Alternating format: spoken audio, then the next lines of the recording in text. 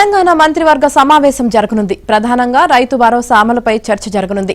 సంక్రాంతి నుంచి రైతు భరోసాను అమలు చేయాలన్న ఆలోచనలో ప్రభుత్వం ఉంది. ఇప్పటికే మంత్రివర్గ ఉపసంఘం దీనికి సంబంధించిన విధి విధానాలపై కసరత్తు చేసింది.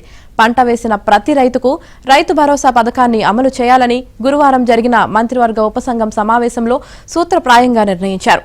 ఇందుకోసం రైతుల నుంచి మళ్లీ దరఖాస్తులు స్వీకరించాలని మంత్రివర్గ ఉపసంఘం అభిప్రాయపడింది.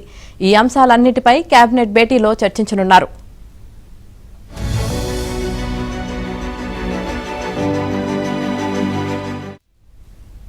మరో ప్రధాన అంశమైన రేషన్ కార్డుల జారీపైన కేబినెట్ చర్చించనుంది. ఇప్పటికే రేషన్ కార్డుల కోసం ప్రభుత్వం దరఖాస్తులను ఆహ్వానించింది. వీటిని ఎప్పటి నుంచి జారీ చేయాలనే అంశంపై సమావేశంలో నిర్ణయం తీసుకోవచ్చని తెలుస్తోంది. రైతు కూలీలకు 12,000 రూపాయల ఆర్థిక సాయం అందిస్తామని కాంగ్రెస్ పార్టీ ఎన్నికల సందర్భంగా హామీ ఇచ్చింది. 6 గ్యారంటీలలో ఇది కూడా ప్రధానమైన అంశం. దీనిని అమలు చేయాలన్న యోచనలో ఉన్న ప్రభుత్వం కేబినెట్ సమావేశంలో కీలక నిర్ణయం తీసుకోవచ్చని తెలుస్తోంది.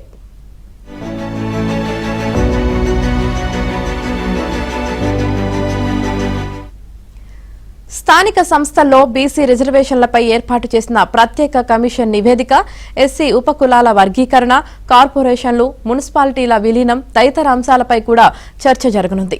తిరుమల తిరుపతి దేవస్థానం మాదిరిగానే యాదగిరిగుట్టకు కూడా ఒక బోర్డును ఏర్పాటు చేయాలన్న ఆలోచనలో ప్రభుత్వం ఉంది.